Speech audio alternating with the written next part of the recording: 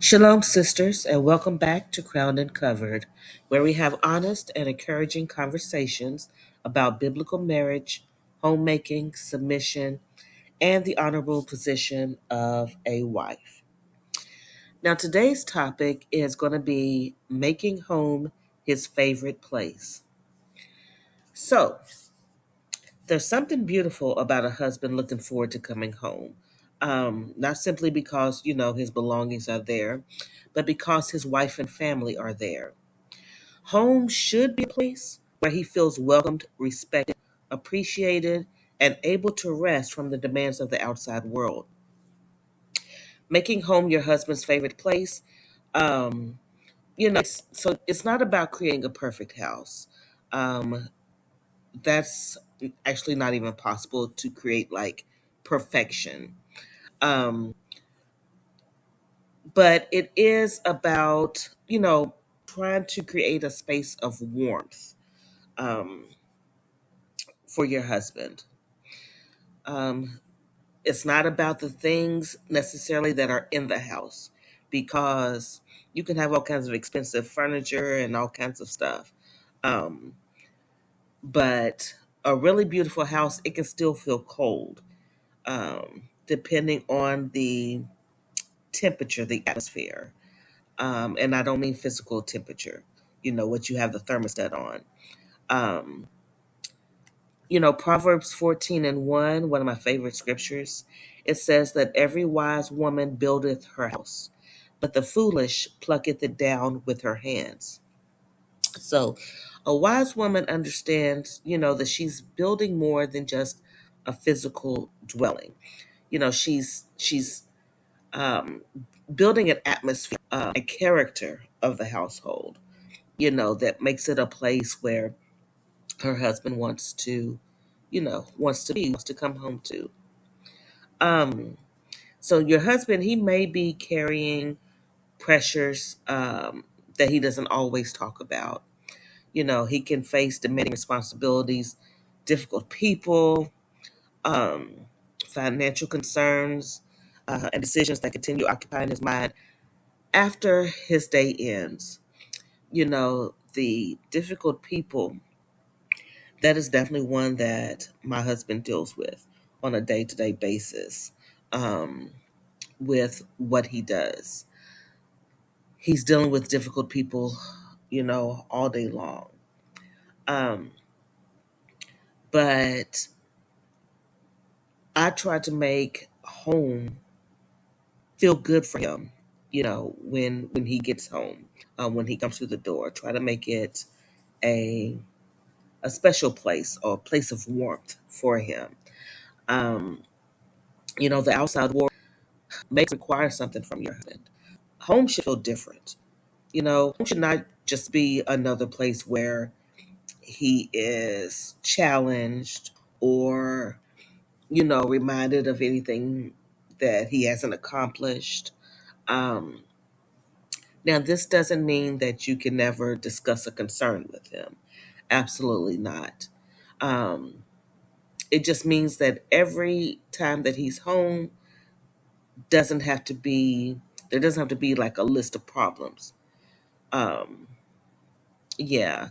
Sometimes, your husband, he just needs to come home and settle his thoughts, eat, breathe, and just spend time with his family. Yeah. Proverbs 15:23 says, a man hath joy by the answer of his mouth, and a word spoken in due season, how good is it? Hallelujah. So, yeah, the right conversation at the wrong time may not produce a good result. Wisdom teaches that a wife um, is to consider not only what she needs to say, but how she needs to say it and when she needs to say it. That when is very important. Um, and you want to let your husband know that you're glad he's home. You can never underestimate the power of a warm greeting. Um, Even if you can meet your husband at the door with a smile on your face, it really, really go away. And that is the other thing that I do. I don't necessarily meet him at the door, but as soon as I see him, I have a great big smile on my face. Let him know that I'm happy to see him. Um, Marriage can become familiar, so familiar that husbands and wives stop intentionally acknowledging each other. He walks through the door and his wife continues what she's doing without even looking up. Um, and, she doesn't even acknowledge him. You know, it can make him feel like his arrival is unimportant. So you want to be careful of that. Let him know that you are happy that he is home, that he made it home safely, and that he's there. Look at your husband, smile at him, ask him about his day, show him some kind of affection in the way that he appreciates. Each husband is different. You know, you don't have to like put on a performance when he opens the door, but you do want to respond in a way that let him know that his presence matters. A warm greeting, letting him know he was missed, um, that you're happy that he's home, you know, um, and you will want to always choose peace over perfection as well. Some wives become so focused on creating like a beautiful home physically that everyone in the house becomes miserable. You know, the rooms might be clean, but no one can relax. The meal might be impressive, but it was prepared in frustration. You know, um, order and cleanliness, they are important. Um, but you don't want to sacrifice the spirit of the home for those things. I'm hoping that that you're getting that. It's the spirit of the home that is the most important. Proverbs 17:1. It says, "Better is a dry morsel and quietness therewith than a house full of sacrifices with strife." Ooh, yeah. So it's better to have peace than to have, something elaborate. A modest home that is filled with warmth and peace is better than, some impressive, elaborate house where everyone is afraid to breathe, you know. So just try to keep that in mind. Um, you don't want to be so pressured to create like this perfect home that you're stealing joy from the people that's living there. All right. You also want to learn what comfort means to your husband. And like I say all the time, every husband is different. One husband, he may enjoy coming home to a quiet environment. Another may enjoy hearing his children and seeing family activity. One may appreciate having dinner ready, while another may value having a few minutes alone to settle down. So you want to do what it is the husband prefers. So study your husband and figure those things out, or just simply ask him. Um, ask him what helps him relax. Ask him what makes him feel appreciated. What does he enjoy doing when he gets home? So, and you can discover, the things he values are simple.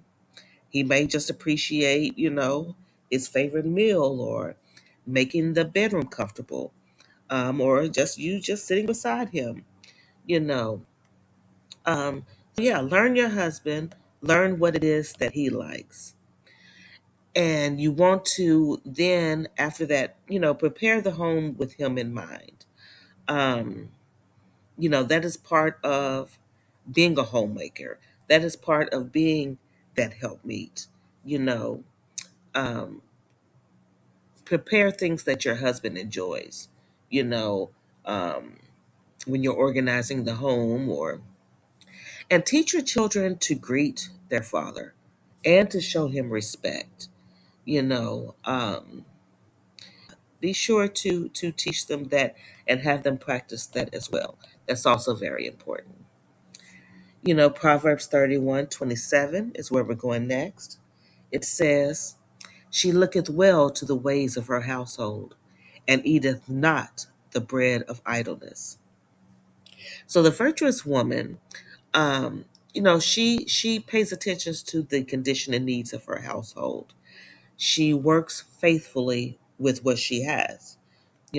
Sometimes that's preparing a full dinner, cooking a full dinner. Sometimes it means preparing something simple.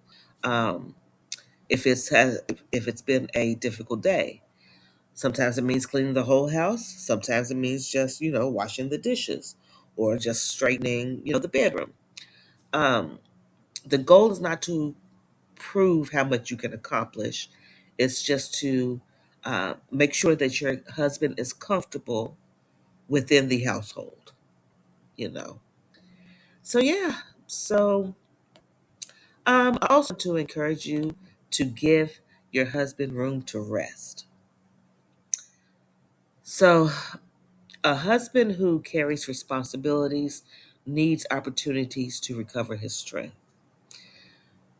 Sometimes a wife can see her husband sit down and immediately remembers everything that still needs to be done.